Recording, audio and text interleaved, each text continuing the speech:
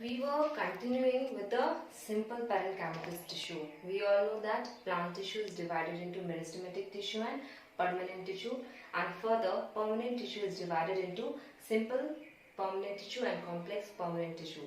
We were continuing with the simple permanent tissue. We all know that simple permanent tissue is categorized into parenchyma, parenchyma and sclerenchyma. So we have studied how it looks and what are its features. Now next we'll move to the protective tissues. Means these are also the tissues which are made from the simple parenchymatous tissue. But why they are named protective tissue? Because they protect the plant from various kinds of injuries, from harsh conditions, and also getting infection from other sources. So protective tissues are those tissues which protect the plant from injuries and infection. Now protective tissues are categorized into epidermis, cord and stomata. Now epidermis, if you see the transverse section of a plant, here if you see the transverse section of a plant, see this is the transverse section of a stem. I have taken the small portion of the stem and cut it. Now if you see this section, see the epidermis is this. The first layer is the epidermis. This is the epidermis. Now why epidermis is called a protective tissue? Because epidermis does not allow the infection to enter inside the plant, so that the plant may grow healthy, and also epidermis protects the internal parts of the plant. Now the second layer or more layer would be there. They are parenchymatous cells below the epidermis.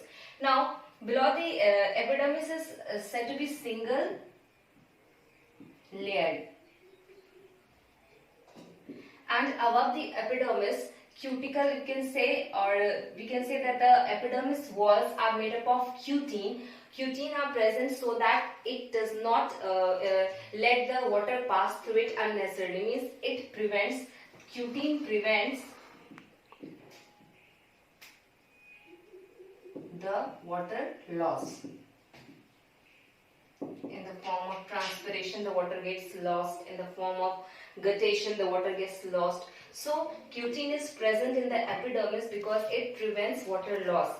Now epidermis is single layered, and what is the function of epidermis? Epidermis helps the plant from infection, various kinds of infection, and also various kinds of injury, and also during harsh conditions, epidermis protect the plant. Now next we talk about is cork. Cork is also protective tissue. How cork is formed? See, the epidermis which is present, after sometimes what happened, that epidermis might get dead and those epidermis becomes cork. So these are the cork. Now cork you can also name it as bark. So whenever you see a tree, you will see that the plant is having bark-like structure, thick bark-like structure, so that is nothing but the cork. And cork is also known as protective tissue because when the epidermis gets ruptured, then this cork protects the plant from infection and any kind of injury. And also the cork is impermeable to water and gases. It is impermeable to water and gases, means it does not allow the water or gases to pass through it because it is very thick, and the cork is made up of suberin. The cork is made up of suberin. It is a we can say it is a waxy substance, okay, which prevents the cork from various kinds of infection and various kinds of injuries. So cork, the outermost see, suppose this is a cork, then the outer structure of the cork is thick. Why it is thick? Because of the presence of suberin, and it is a waxy substance or waxy coating around the cell.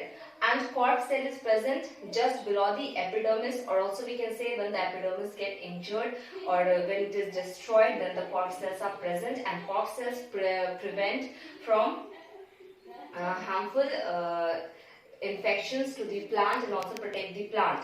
And these are the functions of the cork. So now we'll move to stomata. So protective tissue have three protective tissue, that is epidermis, cork and stomata. So if you see the structure of stem, You can find out the epidermis, you can find out the cord. Okay, so now we'll study about stomata. Now what is stomata? Stomata looks, it is mainly present in the leaves. Now one more thing about cork is that cork does not allow the water and gases to pass through it. So but there is need for the water and gases to come out. So cork possess, means in the bark you can see this type of structure which is called as lenticels. Lenticels, it is present in the bark or the stem. So these lenticels allow the exchange of water and gas. So we have studied about bark. So these are the protective tissue. Now next we'll move to stomata. So stomata is the structure which is present in the leaves, mainly in the leaves. Present in the leaves. So in which part of the leaves? It is present on the lower epidermis. This is the upper epidermis. This is the lower epidermis. So the lower epidermis is interrupted in between by the stomata.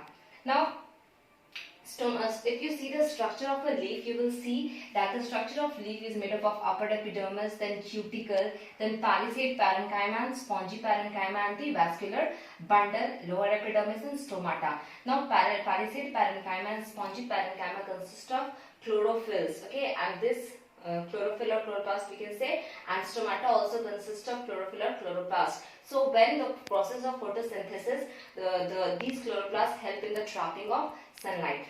Now next, if we see the structure of this stomata in detail, means if we see the microscopic structure, it looks like this.